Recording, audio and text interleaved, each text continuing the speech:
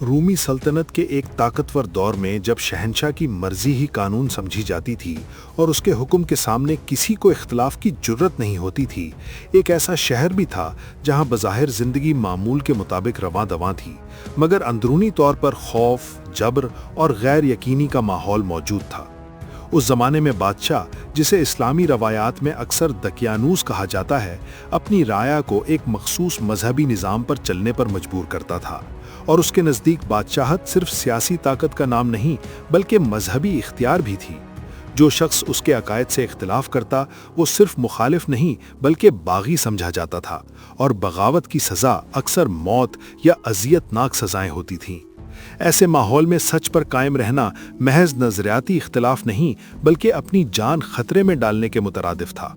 اسی شہر میں چند نوجوان تھے جو بظاہر عام زندگی گزار رہے تھے، مگر ان کے دلوں میں ایک غیر معمولی بیداری جنم لے چکی تھی۔ وہ کسی فلسفیانہ تحریک یا سیاسی نظریے کے نتیجے میں نہیں بلکہ فطری غور و فکر کے ذریعے اس نتیجے پر پہنچے تھے کہ کائنات کا خالق ایک ہی ہے اور انسان کے بنائے ہوئے بت یا بادشاہ کی خدائی کا دعویٰ حقیقت نہیں ہو سکتا۔ وہ آسمان کی وسعت کو دیکھتے، زمین کی ترتیب پر غور کرتے، زندگی کے رازوں کو سمجھنے کی کوشش کرتے اور ہر بار اس نتیجے پر پہنچتے کہ ایک ہی خالق ہے جو سب کچھ چلا رہا ہے۔ یہ ایمان اچانک پیدا نہیں ہوا تھا بلکہ ایک تدریجی شعوری سفر کا نتیجہ تھا، جس میں سوالات، سوچ، مشاہدہ اور احساس سب شامل تھے۔ وہ نوجوان آپس میں ملتے، بات کرتے، اپنے خیالات کا تبادلہ کرتے اور ہر ملاقات کے ساتھ ان کا یقین مزید مضبوط ہوتا جاتا۔ مگر سچ کو پہچان لینا آسان ہوتا ہے، اس پر قائم رہنا اصل امتحان ہوتا ہے۔ جب انہیں معلوم ہوا کہ ان کے عقائد کی خبر بادشاہ کے دربار تک پہنچ چکی ہے تو ان کے سامنے دو راستے تھے، یا تو اپنی جان بچانے کے لیے سمجھوتا کر لیتے اور ظاہری طور پر بادشاہ کے مذہب کو قبول کر لیتے، یا پھر سچ کے ساتھ کھڑے رہتے اور ہر انجام کے لیے تیار ہو جاتے۔ تاریخ ہمیں بتاتی ہے کہ اکثر لوگ خوف کی وجہ سے پہلا راستہ اختیار کرتے ہیں، کیونکہ جان بچانا انسانی فطرت کا حصہ ہے، مگر یہ نوجوان عام نہیں تھے۔ ان کے دلوں میں ایمان کا ایسا نور تھا جس نے خوف کو پیچھے دھکیل دیا تھا۔ جب انہیں دربار میں پیش کیا گیا تو منظر انتہائی سنجیدہ اور فیصلہ کن تھا۔ بادشاہ کے سامنے کھڑا ہونا گویا زندگی اور موت کے درمیان کھڑے ہونے کے برابر تھا۔ بادشاہ نے انہیں سمجھانے کی کوشش کی، دھمکایا، لالچ دیا، مگر ان نوجوانوں نے نہایت صاف الفاظ میں کہا کہ ہمارا رب وہ ہے جس نے آسمان اور زمین کو پیدا کیا ہے، ہم اس کے سوا کسی کو نہیں مان سکتے۔ یہ الفاظ صرف عقیدے کا اظہار نہیں بلکہ ظلم کے نظام کے خلاف اعلان بغاوت تھے، ایک ایسی بغاوت جو طاقت سے نہیں بلکہ ایمان سے پیدا ہوتی ہے۔ یہی لمحہ ان کی زندگی کا فیصلہ کن موڑ بن گیا۔ وہ جانتے تھے کہ اب شہر میں رہنا ناممکن ہو چکا ہے، اس لیے انہوں نے سب کچھ چھوڑنے کا فیصلہ کیا۔ یہ فیصلہ آسان نہیں تھا کیونکہ اس کا مطلب تھا گھر، خاندان، دوست، آرام اور مستقبل کی تمام آسائشیں ترک کرنا، مگر ایمان کی طاقت یہی ہوتی ہے کہ وہ انسان کو وہ قدم اٹھانے پر مجبور کر دیتی ہے جو عام حالات میں ناممکن لگتے ہیں۔ چنانچہ وہ چند نوجوان رات کی تاریکی میں شہر سے نکلے اور ان کے ساتھ ایک کتا بھی تھا جو وفاداری کی علامت بن گیا۔ وہ پہاڑوں کی طرف گئے جہاں ایک غار انہیں پناہ گاہ کے طور پر ملا۔ بظاہر وہ ایک عام غار تھا، مگر حقیقت میں وہ تاریخ کے ایک عظیم معجزے کا مرکز بننے والا تھا۔ وہاں پہنچ کر انہوں نے عاجزی کے ساتھ دعا کی، اے ہمارے رب، ہمیں اپنی رحمت عطا فرما اور ہمارے معاملے کو ہمارے لیے آسان کر دے۔ یہ دعا ایک ایسے انسان کی پکار تھی جس کے پاس ظاہری وسائل کچھ نہیں تھے مگر یقین مضبوط تھا، اور یہی وہ لمحہ تھا جہاں سے ان کی زندگی کا وہ مرحلہ شروع ہوا جو انسانی عقل سے باہر مگر ایمان کے دائرے میں بالکل واضح تھا۔ غار میں داخل ہونے کے بعد یہ نوجوان شدید تھکان کا شکار تھے، کیونکہ مسلسل خوف، سفر کی مشقت اور غیر یقینی مستقبل نے انہیں ذہنی اور جسمانی طور پر نڈھال کر دیا تھا۔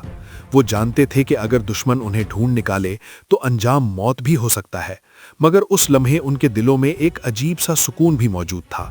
انسان جب ہر ظاہری سہارا چھوڑ کر مکمل طور پر اللہ پر بھروسہ کرتا ہے تو اس کے اندر ایک خاص قسم کا اطمینان پیدا ہو جاتا ہے، اور یہی کیفیت ان نوجوانوں کے اندر بھی پیدا ہو چکی تھی۔ پھر وہ واقعہ پیش آیا جس نے انہیں تاریخ کا حصہ بنا دیا۔ اللہ نے انہیں گہری نیند میں سلا دیا۔ یہ عام نیند نہیں تھی بلکہ ایک معجزاتی کیفیت تھی جس میں وقت گویا ان کے لیے رک گیا۔ قرآن کے مطابق وہ تقریباً 309 سال تک اسی حالت میں رہے۔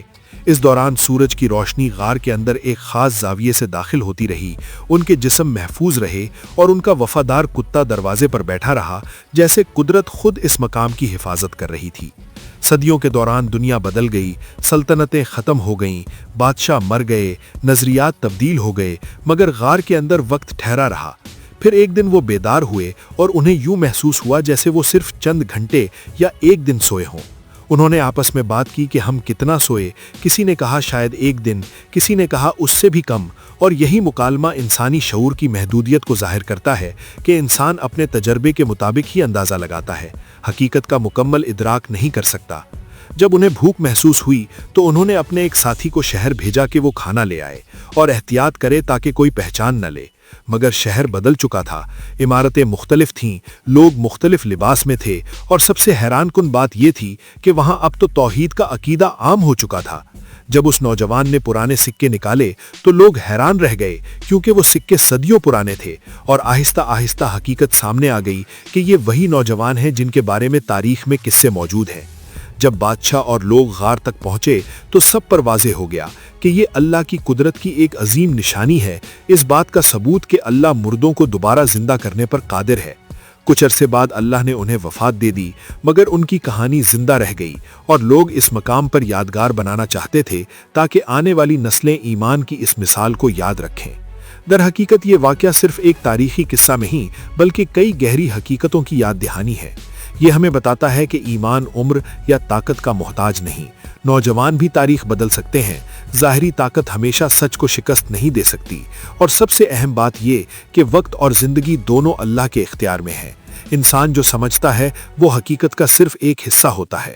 اصحاب کہف کی کہانی دراصل امید کی کہانی ہے کہ جب حالات ناممکن لگیں، جب ظلم غالب ہو، جب سچ بولنا خطرناک ہو جائے، تب بھی اللہ کی مدد آ سکتی ہے، ایسے طریقے سے جس کا انسان تصور بھی نہیں کر سکتا۔ اصحاب کہف کے واقعے سے ہمیں یہ گہرا سبق ملتا ہے کہ سچائی اور ایمان پر قائم رہنے کے لیے عمر، طاقت یا وسائل کی ضرورت نہیں ہوتی، بلکہ مضبوط یقین اور اللہ پر توکل ہی اصل قوت ہوتا ہے۔ یہ نوجوان ہمیں سکھاتے ہیں کہ جب انسان ظلم، جبر اور غلط نظام کے سامنے ڈٹ کر کھڑا ہوتا ہے تو اللہ کی مدد ایسے طریقوں سے آتی ہے جن کا تصور بھی نہیں کیا جا سکتا۔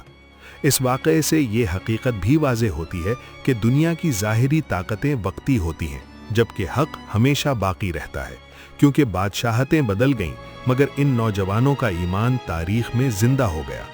مزید یہ کہ وقت اور زندگی مکمل طور پر اللہ کے اختیار میں ہیں۔